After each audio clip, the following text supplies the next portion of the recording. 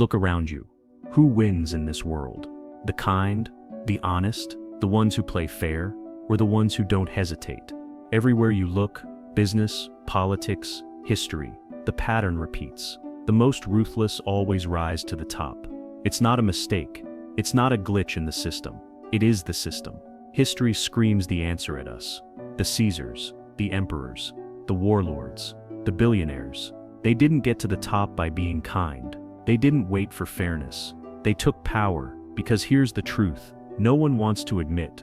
Power is not a reward for goodness. It's a prize for those who claim it. We're told a comforting lie, that success belongs to those who work hard, stay honest, and follow the rules. But the real world doesn't operate on fairness. It operates on control. So why? Why does the world reward the merciless? Why do the most ruthless rise, while the rest are left behind?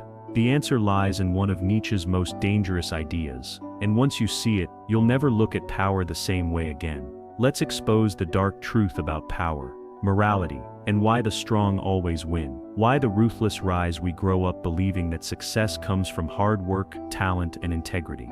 But history, business, and politics tell a different story, a far darker, far more honest one. Because power doesn't reward those who deserve it. It rewards those who understand its mechanics and exploit them. Let's break it down. Case study #1. Corrupt politicians always win. Politics isn't about justice. It's about influence. A leader who manipulates the system, who silences opposition, who tells people what they want to hear, will always rise higher than one who clings to integrity. Look at history. How many honest leaders made it to the top? Now count the ones who lied, manipulated, and controlled the narrative. Who won? Every time. Case study #2. Ruthless CEOs dominate industries. Business isn't about fairness, it's war.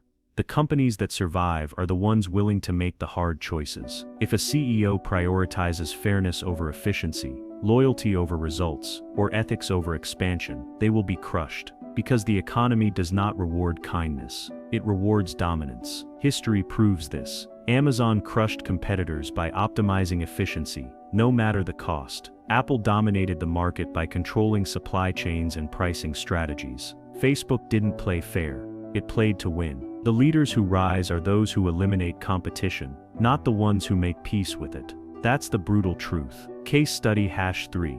The dark histories of great rulers. The greatest rulers in history weren't the most ethical, they were the most strategic. Julius Caesar, he didn't rise through honor, he betrayed the Senate. Napoleon, he didn't play by the rules, he rewrote them. Alexander the Great, he didn't conquer through diplomacy, he burned cities to the ground. The pattern never changes, because power is never about kindness, it's about control. But why? If morality is just a tool of control, what is the real force that drives the powerful? Dramatic pause. Fade to black. The answer lies in Nietzsche's will to power. Nietzsche's will to power. The real game of strength. What if everything you've been taught about morality was a lie? From childhood we're told that goodness is rewarded, that fairness leads to justice. But Nietzsche, he saw morality for what it truly is. A weapon. Not a universal truth. Not an absolute law, but a cage. A cage designed to keep the strong in check. A cage that keeps the weak in control. Because morality isn't neutral, it's a tool, a strategy, a system designed to favor some and suppress others. And those who recognize this, they rule. The will to power, the true human drive. Most people believe humans seek happiness, that we strive for peace, stability, and survival. But Nietzsche's most dangerous idea, none of that is true. Because what humans really crave is power. Not just political power, not just wealth, but psychological, intellectual, and creative power. The ability to shape reality, to bend the world to their will. Every great leader, every philosopher, every visionary, they weren't passive seekers of truth. They were conquerors of reality. They didn't adapt to the system. They rewrote it. Master versus slave morality. The two paths of power. Nietzsche saw two types of morality, and only one leads to greatness. Master morality, the mindset of the powerful. Strength, ambition, dominance. They define their own path. They take what they desire. They do not wait for permission. These are the rulers, the conquerors, the innovators, the ones who refuse to be told what's right or wrong. the ones who do not seek validation, they demand respect. Slave morality, the mindset of the weaker. Obedience, humility, submission, they resent power instead of claiming it. They demonize success instead of striving for it. They call ambition evil, because they cannot achieve it. Slave morality tells people to be kind, patient, and humble, not because it's noble, but because it keeps them weak. The masses are taught that strength is corruption, that power is evil. Why? Because if they believed otherwise, they'd challenge the system. But if history is shaped by those who reject conventional morality, then what separates the powerful from the powerless? The answer lies in psychology. Let's break down the key traits of those who truly rise. The psychological traits of the powerful. Power has a currency, and it's not intelligence, it's not kindness, it's not even wealth, it's psychology. The people who rise to the top are not necessarily the smartest or the kindest. They are the ones who understand the game and play it better than anyone else. So what are the traits that separate the powerful from the powerless? Let's break them down. 1. Ambition. The relentless drive to rise. Most people are content with their place in life. They accept their circumstances. They settle. But the ambitious, they don't. They refuse to accept anything less than power. They see every obstacle as a challenge, every failure as fuel, every rule as something to be bent or broken. Because ambition isn't about dreaming, it's about obsession. And the ones who become obsessed with power, they take it. Scene shift. A young Napoleon stares at a map, eyes burning with purpose. 2. Decisiveness. The power of taking action. The weak hesitate. They overanalyze. They second-guess themselves. The strong, they act. Because in the game of power, indecision is death. History's greatest rulers, CEOs and conquerors all had one thing in common. They made bold decisions while others were still debating. They didn't wait for the perfect moment. They created it. Scene shift. A business tycoon signing a ruthless deal, his competitors still arguing in another room. 3. Fearlessness. The willingness to take risks. Fear is what keeps the weak in place. They fear change. They fear standing out. They fear the unknown. But the powerful, they see fear as a compass. If something scares them, that means it's worth pursuing. Think of the greatest figures in history: conquerors, entrepreneurs, revolutionaries. Did any of them play it safe? No, because fortune favors the bold. Scene shift. A lone warrior stepping into battle, while others cower behind. 4. Strategic ruthlessness. Knowing when to play dirty. The world teaches you that fairness matters, but the powerful know a brutal truth. The rules are only real if you believe in them. The weak follow rules blindly. The strong analyze them.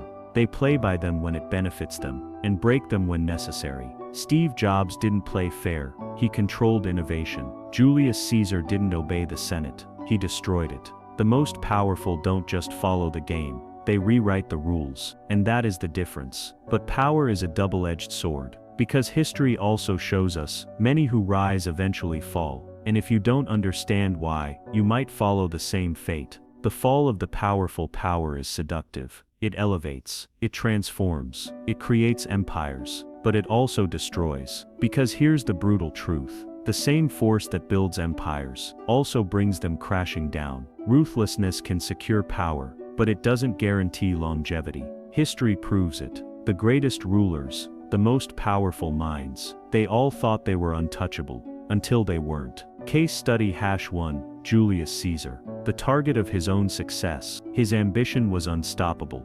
He rose from a military general to the dictator of Rome. He shattered traditions, reshaped politics, and bent the republic to his will. But power comes with a price. The moment he became too powerful, he became a threat. The Senate, his own allies, plotted against him, and in 44 BC, they stabbed him to death on the Senate floor. His final words: "Even you, Brutus, a ruler can control the people, but the moment he stops controlling his own power, he becomes a target." Case study #2, Napoleon.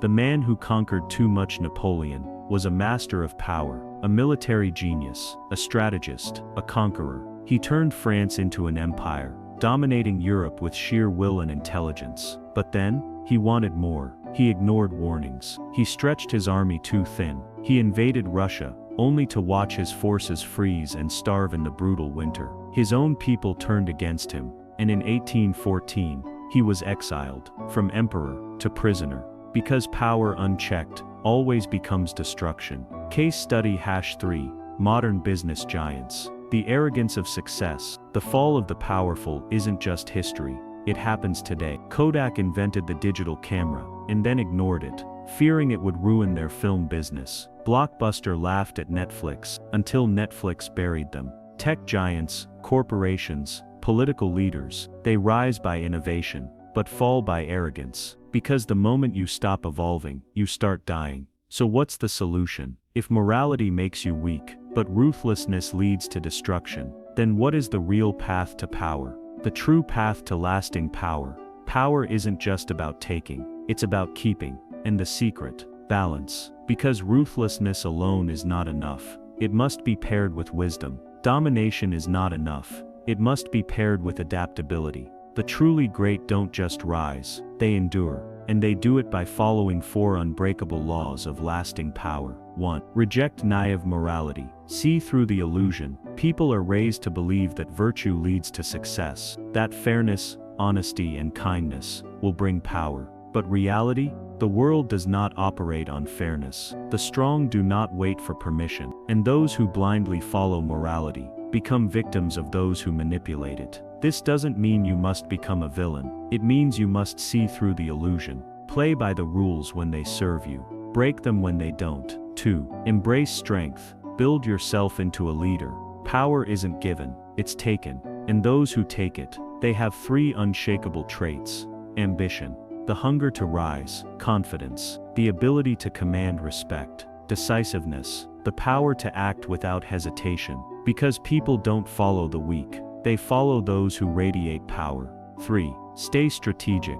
Know when to be ruthless, and when to build alliances. The greatest leaders in history didn't just crush enemies, they built alliances. They knew that power is not just about dominating, it's about positioning. Julius Caesar, before he took Rome, he built alliances. Machiavelli, he mastered the balance between being feared and being loved. Great leaders don't destroy everyone. They create loyal followers, because a throne without an army is just a chair. 4. Adapt and evolve. Only those who change survive. The biggest mistake of the powerful, they think they are untouchable. But history proves empires collapse when they stop adapting to new enemies. Businesses crumble when they ignore innovation. Leaders fall when they get too comfortable. Survival is evolution. The strongest are not the most ruthless. They are the ones who learn, adapt, and endure. So the final question is, will you be a pawn, a tyrant, or something greater? The final truth about power. Power is not evil. Power is not good. It is a tool, a force of nature, and in the hands of the weak, it is wasted. In the hands of tyrants, it destroys. But in the hands of the wise, it shapes the world. You have 2 choices. 1. Salon luth, be a pawn. Play by the rules designed to keep you weak. Obey, submit, hope for fairness that doesn't exist. 1. Salon luth, take control. See power for what it is. Master it, wield it, rise above the rest. If this message resonated with you, subscribe, challenge yourself, rise above, become more.